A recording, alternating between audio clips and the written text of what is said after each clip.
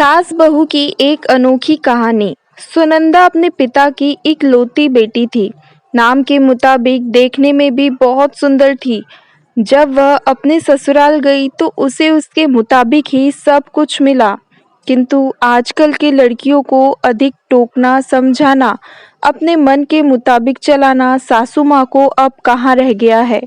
एक कहावत तो आपने सुनी ही होगी, जो किया बहू से टकरार, खो दिया उसने बेटे का प्यार। इस कहानी के मुताबिक सुनंदा की सास सुनंदा को हमेशा समझाती, बहू ऐसा करो, ऐसा ना करो। नई नवेली बहू को थोड़े ही दिनों में अपनी सासू माँ से चिढ़ पैदा होने लगी। इस प्रकार यह सिलसिला आगे की ओर बढ़ता गया।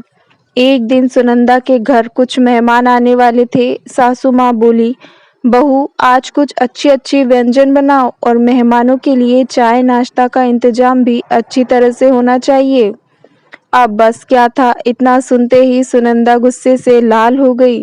उसने जल भुनकर उस दिन तो काम किया, लेकिन उस दिन के बाद सुनंदा ने चाल चलना शुरू किया। सास जैसा कहती वह ठीक उसके विपरीत करती थी। सास ने भी पुरानी कहावत के मुताबिक बहू को उसके माता पिता को गाली देना, उसे कोसना और बड़बड़ाना शुरू कर दिया। दोनों सास बहू में आनाकानी हमेशा चलता रहता था। एक दिन सुनंदा अपने पिता के घर रोटी पीटती पहुंच गई। वह अपने पिता से बोली, पिताजी आप तो डॉक्टर हो, मुझे कुछ ऐसी दवा दीजिए जिसे खिलाकर वह बुढ़िया गूंगी हो जाए, क्योंकि वह मुझे गंदी गंदी गालियां देती है। इस पर पिताजी कुछ सोचते हुए बोले, बेटी मेरे पास एक ऐसी दवा है, लेकिन यह कड़वा है, वो आसानी से नहीं खाएगी। इसलिए मैंने एक युक्ति सोची है, तुम हर रोज एक महीने तक यह दवा अपनी सास को खाना में मिलाकर खिलाती रहना। ठीक 1 महीने में वह पूरी तरह गूंगी हो जाएगी। लेकिन हाँ, यह दवा थोड़ा कड़वा है, इसलिए तुम खाना इतना प्यार से खिलाना कि उसे पता ही ना चले। दवा लेकर सुनंदा खुशी खुशी अपने घर आई और पिता के कहे मुताबिक अपना काम शुरू कर दिया। अब सास जो कुछ भी कहती उसे वह मानती और उलटकर जवाब भी नहीं देती, क्योंकि वह जानती थी कि बुढ़िया तो अब महीने भर में गूंगी होने वाली है। बोल ले जितना बोलना है, उसके बाद वह चैन से रहेगी। अब हर रोज वह प्यार से चुटकी भर दवा खाना में मिलाकर प्यार से माँ जी को देती थी। माँ भी समझती शायद इसके माता पिता ने इसे समझाया बुझाया है, इसलिए यह लड़ना झगड़ना बंद कर दी है।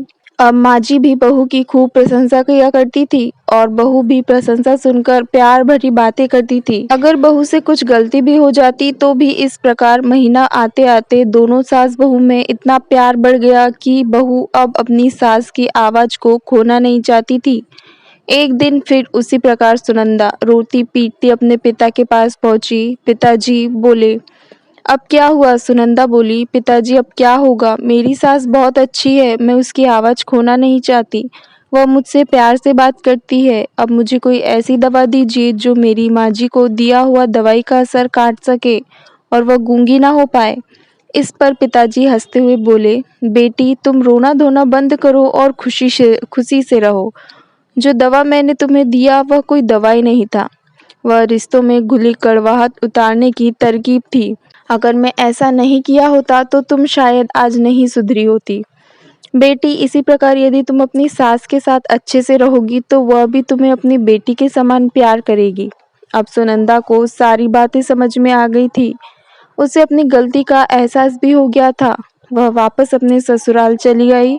इसके बाद दोनों सास बहू प्यार से रहने लगी। उनके बीच स्नेह और अपनापन का भाव आ गया और घर खुशियों से भर गया।